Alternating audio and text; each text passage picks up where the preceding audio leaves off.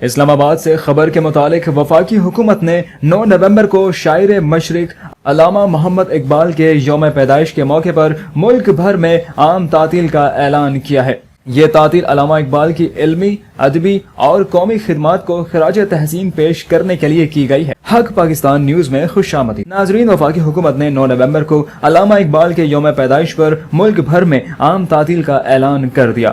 Cabinet division نے عام تعطیل سے متعلق نوٹیفیکیشن جاری کر دیا۔ یوم پیدائش پر یوم اقبال کے حوالے سے تقریبات منعقد کی جائیں گی۔ شاعر مشرق، مفکر پاکستان ڈاکٹر علامہ محمد اقبال 9 نومبر 1877 کو سیالکوٹ میں پیدا ہوئے۔ ابتدائی تعلیم آبائی شہر سے حاصل کرنے کے بعد 1905 میں برطانیہ سے وکالت اور بعد میں جرمنی سے فلسفے میں PhD کی ڈگری بھی حاصل کی۔ ڈاکٹر علامہ محمد اقبال نے 1910 میں وطن واپسی کے بعد شاعری کے ذریعے فکری اور سیاسی طور پر منتشر مسلمانوں کو خواب غفلت سے جگایا۔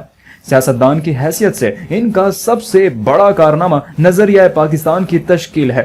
یہی نظریہ بعد میں پاکستان کے قیام کی بنیاد بنا۔ مصور پاکستان علامہ اقبال 21 اپریل 1938 کو لاہور میں خالق حقیقی سے جا ملے۔